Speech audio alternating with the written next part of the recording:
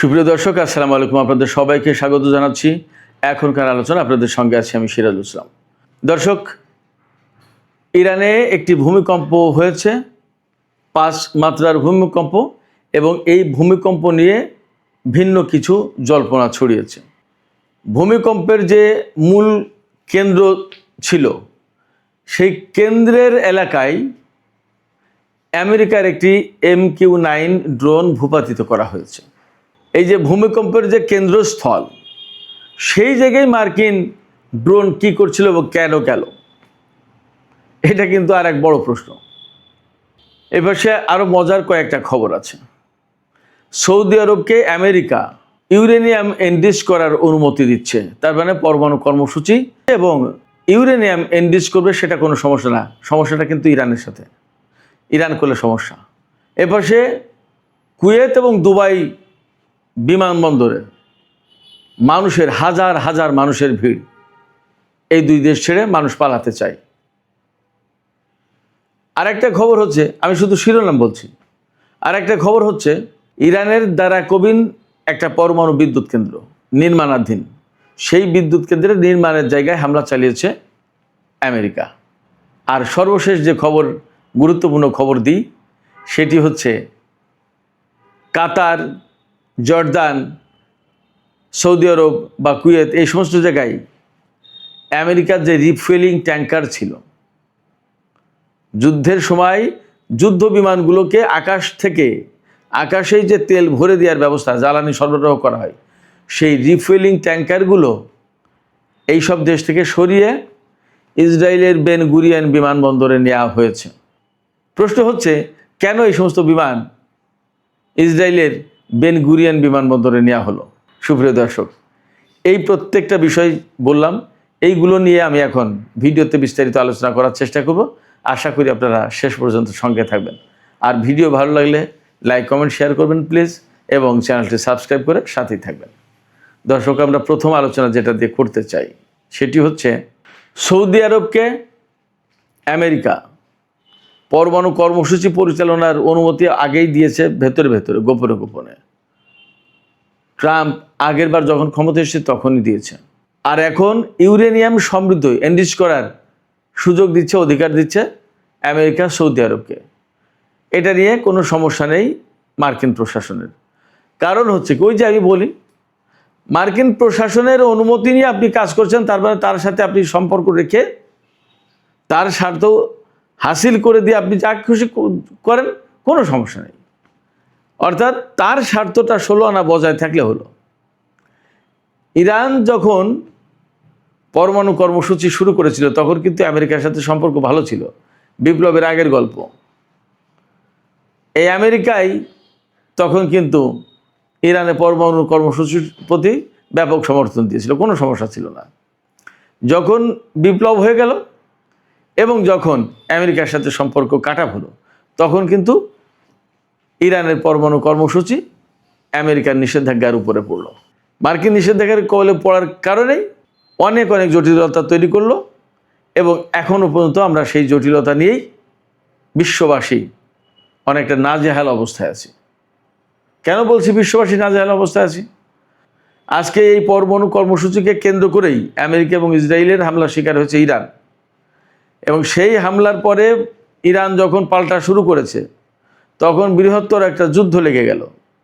Hormuz প্রণালী বন্ধ হলো, সারা বিশ্বে ক্রাইসিস পড়লো, আমরা বাংলাদেশের মানুষও ক্রাইসিসে পড়ে গেলাম। তাহলে পরিস্থিতি কি? যাই হোক, সৌদি আরব পরমাণু কর্মসূচি পরিচালনা করছে বা করবে। তাদের হয়তো তেল গ্যাসের পাশাপাশি পরমাণু বিদ্যুৎ লাগবে, ভালো। এখন পরমাণু বিদ্যুৎ তৈরির জন্য ইউরেনিয়াম এনরিচ করতে হয়, সেও ঠিক আছে, কিন্তু সেটা কত মাত্রায় এবং কোন পর্যায়ে যাবে এবং কী কাজে লাগাবে, সেটা কিন্তু পরিষ্কার পরিচ্ছন্ন আলোচনা, ব্যাখ্যা থাকতে হবে। তা না হলে আরও জটিলতা তৈরি হবে। সৌদি আরব যখন এই পরমাণু কর্মসূচি পরিচালনা করতে যাচ্ছে, ইউরেনিয়াম সমৃদ্ধ করতে যাচ্ছে, তখন আরেকটা দিকে বিশ্ববাসীর বিশেষ নজর থাকবে যে মধ্যপ্রাচ্যে কি পরমাণু কর্মসূচি বা পরমাণু অস্ত্রের প্রতিযোগিতা বেড়ে যাচ্ছে কিনা, বা পরমাণু অস্ত্রের প্রতিযোগিতা শুরু হবে কিনা। এপাশে ইরান আমেরিকার মধ্যকার যে যুদ্ধ, সে যুদ্ধ কিন্তু চলছে। গত রাতেও কম বেশি যুদ্ধ হয়েছে, তবে যতদূর তা বুঝতে পারছি যে আগের রাতের চেয়ে যুদ্ধের মাত্রাটা কম। এবং ইরানের পক্ষ থেকে পরিষ্কার করে বলা হয়েছে, ইরানের বেসামরিক কোনো লক্ষ্যবস্তুতে যদি আমেরিকা বা কেউ হামলা চালায়, বিশেষ করে দুবাই যদি এ ব্যাপারে কোনো রোল প্লে করে, তাহলে দুবাইয়ের যে আন্তর্জাতিক বিমানবন্দর, জেবাল আলী সমুদ্র বন্দর, ফুজাইরা বন্দর এবং আবুধাবির বিমানবন্দর, এ সমস্ত সব কিছু একদম ধ্বংস করে দেবে, ইরান একদম পরিষ্কার বলেছে। ইরানের পক্ষ থেকে নোটিশও দেওয়া হয়েছে কুয়েত, দুবাই, এরকম কিছু কিছু দেশের, যে তারা যেন সব নিরাপদে থাকে। আমেরিকা যদি ইরানের বৃহত্তর বেসামরিক অবকাঠামোর উপর হামলা চালায়, তাতে যদি কুয়েত যোগ দেয়, তাতে যদি বাহরাইন যোগ দেয়, তাতে যদি সংযুক্ত আরব আমিরাত যোগ দেয়, বা এই সমস্ত দেশ থেকে হামলা চালানো হয়, মার্কিন বাহিনী যদি চালায়, তাহলে ইরান কিন্তু এই সমস্ত দেশের বেসামরিক অবকাঠামোর উপর হামলা চালাবে। এরই ভিতরে কিন্তু পাল্টাপাল্টি হামলা হয়েছে। ইরানের পানি সংরক্ষণাগারে হামলা চালিয়েছে আমেরিকা। ইরানও কুয়েত এবং বাহরাইনে ওয়াটার ডিস্যালিনেশন প্রজেক্টে হামলা চালিয়েছে। এখানে আমেরিকা ইরানের অবকাঠামো ধ্বংস করছে, আর ইরান ধ্বংস করছে এই অঞ্চলে আমেরিকার মিত্র দেশগুলোর। মাঝখান থেকে একদম নিরাপদ থেকে যাচ্ছে আমেরিকা। এখানে মধ্যপ্রাচ্যের দেশগুলোর বোঝা উচিত, বা তাদের কৌশল ঠিক করা উচিত, যে আসলে অঞ্চলের স্বার্থ দেখবে নাকি আমেরিকার স্বার্থ দেখবে, ইরানের সাথে শত্রুতা করবে নাকি মিত্রতা করবে। এ সমস্ত নতুন করে ভাবার মনে হয় সময় এসেছে। এবার সে আমেরিকা ইরানের উপরে ব্যাপক ভিত্তিক হামলা চালানোর জন্য গত কয়েকদিন আগেই বেশ কিছু যুদ্ধ বিমান এবং রিফুয়েলিং ট্যাঙ্কার বিমান এনেছে, এবং এইগুলো জর্দানে অনেকগুলো মোতায়েন করেছিল। আপনারা সবাই দেখেছেন কি ব্যাপক ভিত্তিক প্রতিরোধ যুদ্ধ চালিয়েছে ইরান গত কয়েকদিন, এবং তাতে আসলে আমেরিকার অনেকগুলো রিফুয়েলিং ট্যাঙ্কার ধ্বংস হয়েছে। যুদ্ধ বিমান, হেলিকপ্টার তো ধ্বংস হয়েছে, আজকের দুপুরের ভিডিওতেও আমি বলেছি। এই যে রিফুয়েলিং ট্যাঙ্কার ধ্বংস হয়েছে, এক একটা বিমান তো অনেক বড় বড় এবং বিরাট ব্যাপার, কৌশলগত দিক দিয়ে খুবই গুরুত্বপূর্ণ। একটা রিফুয়েলিং ট্যাঙ্কার কয়েকটা যুদ্ধ বিমানকে জ্বালানি সরবরাহ করতে পারে আকাশে।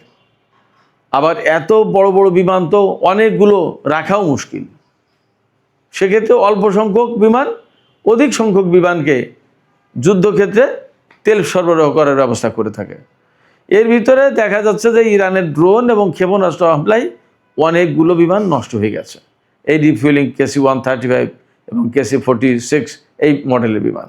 এখন বিমানগুলোকে বাঁচানোর জন্য ইসরায়েলের বেন গুরিয়ন বিমানবন্দরে নিয়ে যাচ্ছে আমেরিকা। কারণ কি, এই মুহূর্তে ইসরায়েলের সাথে ইরানের কোনো যুদ্ধ হচ্ছে না। এই যে ইসরায়েলের সাথে ইরানের যুদ্ধ হচ্ছে না, এই সুবিধাটা নিয়ে আমেরিকা ইসরায়েলের বিমানগুলো রাখতে চায়, যাতে ইরান ওখানে তো আর হামলা চালাবে না। মধ্যপ্রাচ্যের এই সমস্ত দেশগুলোর উপরে কেন ইরান হামলা চালাচ্ছে, মার্কিন ঘাঁটিগুলোর উপর হামলা চালাচ্ছে কেন? ইরানের বক্তব্য হচ্ছে কি, যে ওই সমস্ত দেশের ঘাঁটি মাটি ব্যবহার করে যেহেতু আমেরিকা ইরানের উপর হামলা চালাচ্ছে, অতএব ওই দেশের ওই সমস্ত জায়গায় হামলা চালানো হচ্ছে ইরানের পক্ষ থেকে। ইসরায়েলের বিমানবন্দর ব্যবহার করে যদি আমেরিকা ইরানের উপর হামলা চালায়, তাহলে ইসরায়েলের ওই সমস্ত বিমানবন্দরে হামলা চালাবে ইরান। তাতে ইরানের ভয় পাওয়ার কোনো কারণে ভয় পাবে না, এবং এ নিয়ে কোনো সিদ্ধান্তহীনতায় ভুগবে না। আমার ব্যক্তিগত পর্যবেক্ষণ বা ব্যক্তিগত অভিমত এটা। আপনারা কি মনে করেন, আপনারা বলতে পারেন দর্শক। তো যখন ইসরায়েলের বেন গুরিয়ন বিমানবন্দর হোক আর অন্য কোনো বিমানবন্দর হোক, যে বিমানবন্দর থেকেই হোক না কেন, যুদ্ধের কাজে এই সমস্ত বিমানকে ব্যবহার করা হবে, তখন কিন্তু ইরান ঠিকই তার উৎসে আঘাত হানবে। তাহলে আবার নতুন করে ইসরায়েলের এই যুদ্ধে জড়িয়ে পড়ার, প্রকাশ্যে জড়িয়ে পড়ার একটা প্রশ্ন কিন্তু বা সম্ভাবনা, আশঙ্কা তৈরি হচ্ছে। চলমান যুদ্ধের ভেতরে গত পরশুদিন ইরান সতর্কবার্তা জারি করেছিল কুয়েত, বাহরাইন, সংযুক্ত আরব আমিরাত, এই সমস্ত দেশের লোকজনের উপরে, যে তোমরা যত দূর পারো দেশ ছাড়ো, বা বিমানবন্দর, সামরিক এলাকা, যে সমস্ত জায়গায় ঘাঁটি আছে বা আমেরিকার বিভিন্ন প্রতিরক্ষা ব্যবস্থা মোতায়েন আছে, এই সমস্ত এলাকার যেন ছেড়ে চলে যায় সাধারণ লোকজন। আবার এর ভেতরে গতকালকের খবর ছিল আমেরিকা তার নাগরিকদেরকে মধ্যপ্রাচ্যের সব দেশ থেকে চলে যাওয়ার জন্য বলেছে। তার মানে যুদ্ধের বিস্তৃতি বাড়ছে, পরিধি বাড়ছে, এটা বোঝা যায়। এইরকম একটা প্রেক্ষাপটে কুয়েত ইন্টারন্যাশনাল এয়ারপোর্ট এবং দুবাই ইন্টারন্যাশনাল এয়ারপোর্ট, এই দুটো বিমানবন্দরে হাজার হাজার মানুষের ভিড়। তারা সবাই এই দুটো দেশ ছেড়ে চলে যেতে চাচ্ছে। এর ফলে অনেকগুলো প্রভাব আমরা দেখব। একটা হচ্ছে হয় বড় রকমের যুদ্ধ হবে, আর একটা হচ্ছে বড় রকমের যদি যুদ্ধ হয় তাহলে মধ্যপ্রাচ্য আরও ধ্বংসস্তূপে পরিণত হবে। আর একটা বিষয় হচ্ছে যে এই সমস্ত দেশ থেকে যে সমস্ত বিদেশি লোকজন চলে যাচ্ছে, তার মানে এই সমস্ত দেশের শিল্প কারখানা এগুলো অনেক কিছু অচল হয়ে যাবে। সেক্ষেত্রে জনজীবন বেশ ঝুঁকির মুখে পড়বে এই সমস্ত দেশের, মধ্যপ্রাচ্যের এই সমস্ত দেশের। কারণ এরা এই বিদেশি শ্রমিক নির্ভর হয়ে গেছে, তো তাদের কলকারখানা অনেক কিছু এই বিদেশি লোকজন না থাকলে তারা নিজেরা চালাতেই পারে না। এই সমস্ত দেশের লোকজন তো খাই দায়, ঘুরে ফেরে, পয়সা আছে, ফুর্তি করে, কাজ তো তারা কম করে। যখন বিদেশি লোকজন, বিদেশি শ্রমিক বা বিদেশি জনশক্তি চলে যাবে তখন কিন্তু তারা বিপদে পড়বে। পাশাপাশি যদি ব্যাপারটা এরকম হয় তাহলে যুদ্ধটার পরিধি কিন্তু অনেক বড়, বিস্তৃত হবে। এই প্রেক্ষাপটে নতুন করে প্রশ্ন আসছে যে আসলে মধ্যপ্রাচ্যের সামনে কি হচ্ছে, কি ঘটতে যাচ্ছে? মধ্যপ্রাচ্যের ভাগ্য কি এই যুদ্ধের ভেতরতেই নির্ধারিত হবে? এবং মধ্যপ্রাচ্যের এই যে সংকট, এই যে দ্বন্দ্ব, সংঘাত, যুদ্ধ, এর কারণে আমরা বিশ্বের অন্যান্য অংশের লোকজন কেন এই খেসারত দিচ্ছি এবং ক্ষতির মুখে পড়ব? এই প্রশ্ন কিন্তু আসছে। কেন আমরা আমেরিকা, ইসরায়েল বা তাদের আদার স্বার্থগত দ্বন্দ্বের বলি হব এবং বিশ্বের অর্থনীতি, বিশ্বের তেলের বাজার, বিশ্বের ভূ রাজনীতি, এগুলো সব কিন্তু কেন ঝুঁকির মুখে পড়বে? আর একটা বিষয় আমি আলোচনার প্রথম দিকে বলেছিলাম, সেটা বলতে একটু দেরি করে ফেললাম। সেটা হচ্ছে ইরানের খুজেস্তান প্রদেশে কাহালুয়ে এলাকায় ভূমিকম্প হয়েছে। ভূমিকম্পের মাত্রা 5, রিক্টার স্কেলে 5 মাত্রার ভূমিকম্প হয়েছে। এই ভূমিকম্পের পর অনেকেই ধারণা করছে, অনেক জল্পনা গুজব ছড়িয়ে পড়েছে যে ইরান নাকি পরমাণু বোমা পরীক্ষা করেছে। পরমাণু বোমা পরীক্ষার কারণে এই ভূমিকম্প। এবং অনেকে মনে করছে যে যুদ্ধের ভেতরে আমেরিকার এত চাপাচাপির পরে এখন হয়তো ইরান উপায়হীন হয়ে বোমা বানিয়েই ফেলেছে, হয়তো পরীক্ষাই করবে। এই রকম ঘটনা, এরকম কথা তো বিভিন্ন সময় ছড়ায়। এইরকম একটা প্রেক্ষাপট থেকে আমেরিকা তার একটি MQ-9 রিপার ড্রোন এই ভূমিকম্প যে এলাকায় হয়েছে এর এপিসেন্টার, কেন্দ্রস্থল যেখান থেকে ভূমিকম্প শুরু হয়েছে, এই জায়গায় পাঠিয়েছে। সেখানে ভূমিকম্প হলেও ইরান কিন্তু তার মাজিদ যে ক্ষেপণাস্ত্র প্রতিরক্ষা ব্যবস্থা নতুন, এই ক্ষেপণাস্ত্র প্রতিরক্ষা ব্যবস্থা ব্যবহার করে আমেরিকার ওই ড্রোন ধ্বংস করেছে, ভূপাতিত করেছে। তাইলে এখন আশঙ্কা কিন্তু বেড়ে গেল এই কারণে, আমেরিকা অনেক কিছু জানা শোনার পরেই কিন্তু সেখানে ড্রোন পাঠানোর কথা, ওই ড্রোন দিয়ে হয়তো তথ্য সংগ্রহ করার চেষ্টা করছিল যে আসলে কি হয়েছে, সেটাকে তো ধ্বংস করে দিল ইরান। আসলে কি হয়েছে? ইরান কি পরমাণু পরীক্ষা চালিয়েছে নাকি চালায়নি আমরা জানি না। তবে যদি চালিয়েই থাকে তাহলে নিশ্চয়ই ঘোষণা আসবে এবং আমরা হয়তো জানতে পারবো পরে আসলে কি হচ্ছে, কি হলো, সেটা জানার আমরা অপেক্ষায় থাকলাম। সুপ্রিয় দর্শক, আলোচনা এখানেই শেষ করতে চাই। আলোচনা শেষের আগে আপনাদের কাছে আমি জানতে চাই, আমার প্রশ্ন আপনাদের কাছে, যে আপনারা কি মনে করছেন, আসলে কি ইরান পরমাণু বোমার পরীক্ষা চালালো? আর সৌদি আরব যদি ইউরেনিয়াম এনরিচ করতে পারে, সমৃদ্ধ করতে পারে, তাহলে ইরান কেন পারবে না? এটা কি কোনো যুক্তির কথা? আপনাদের মতামত জানাতে পারেন কমেন্টে। আর ভিডিও ভালো লাগলে আবারও বলি, লাইক, কমেন্ট, শেয়ার করবেন এবং চ্যানেলটি সাবস্ক্রাইব করে সাথেই থাকবেন। দর্শক, এখনকার আলোচনা এখানে শেষ করছি। আপনারা সবাই অনেক অনেক ভালো থাকুন। আল্লাহ হাফেজ।